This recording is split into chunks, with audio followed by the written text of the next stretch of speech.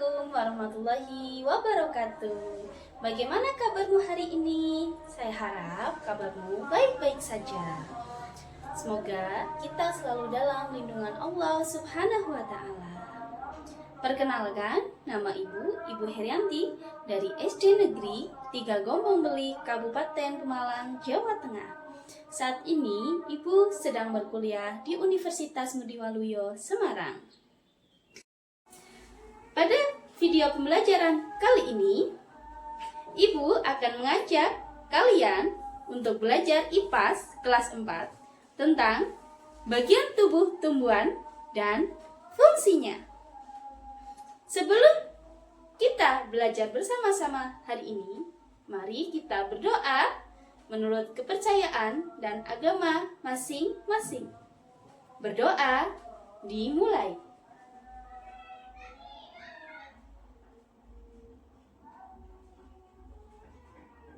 Berdoa selesai. Tujuan pembelajaran hari ini, peserta didik diharapkan dapat mengidentifikasi bagian-bagian tubuh tumbuhan, kemudian menjelaskan fungsi bagian-bagian tubuh tumbuhan.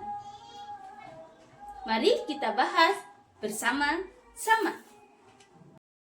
Di sini ada gambar apa? Ya, gambar sebuah pohon atau tumbuhan. Kira-kira bagian tumbuhan mana saja yang sudah kamu ketahui? Dari paling bawah, tengah, sampai atas. Bisakah kamu menyebutkannya?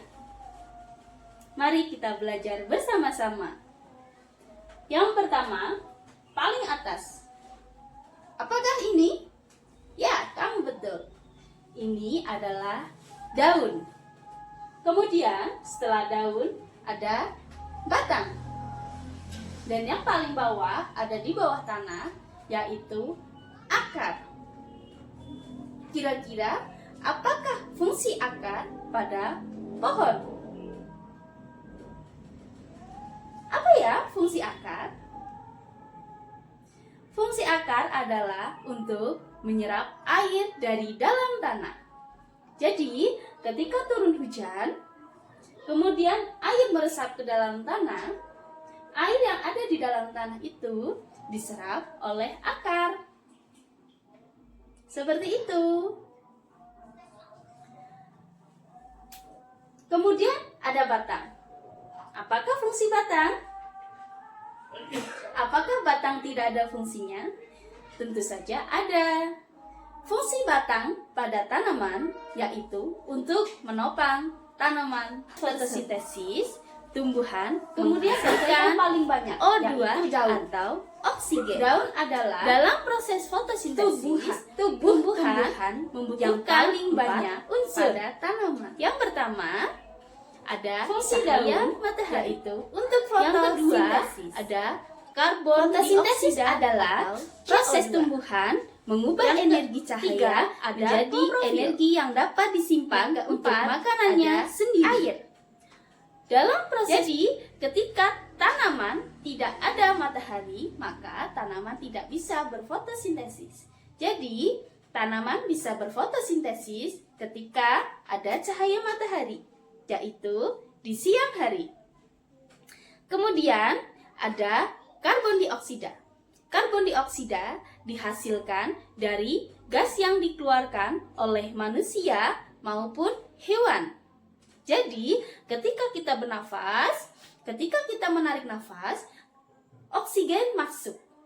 Kemudian, ketika kita menghembuskan nafas, karbon dioksida keluar.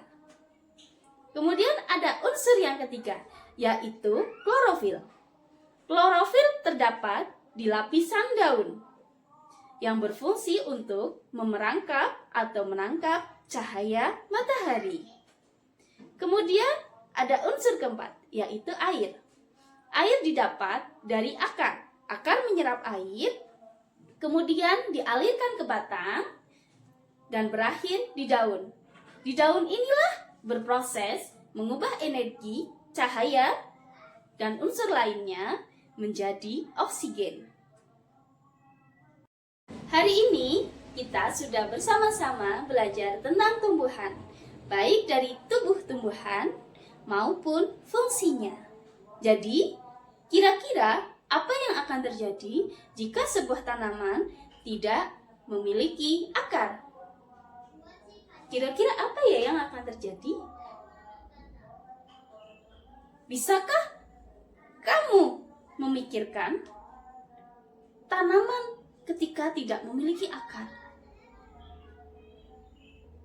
Apakah dia akan roboh? Ataukah dia akan mati? Tanaman ketika tidak memiliki akar, dia akan mati karena tidak ada penyerapan air.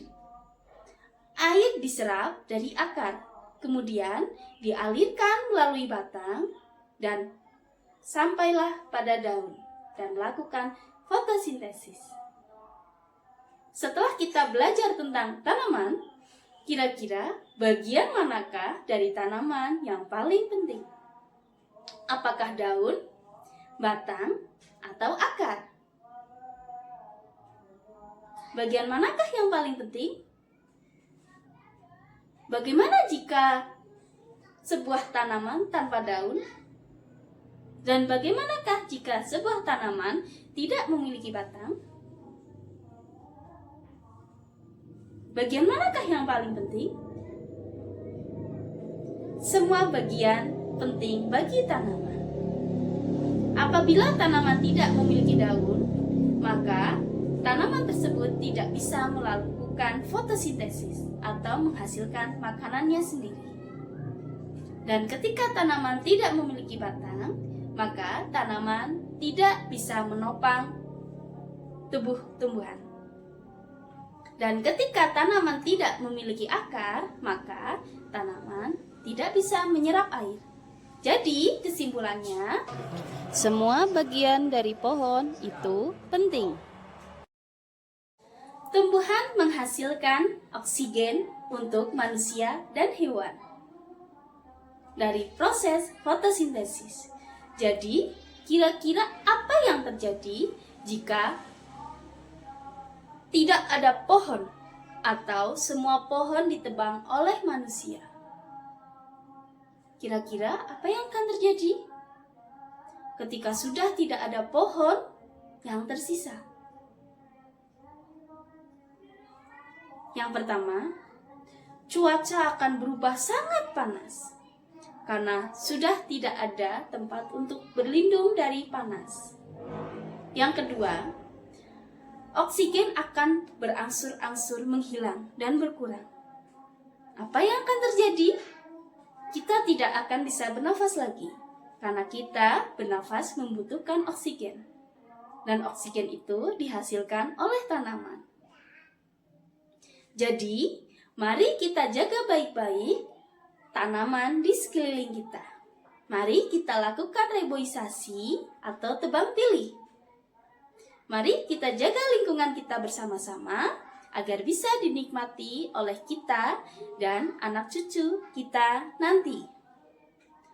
Sekian pembelajaran hari ini. Mohon maaf apabila ada salah kata dari Ibu. Wassalamualaikum warahmatullahi wabarakatuh.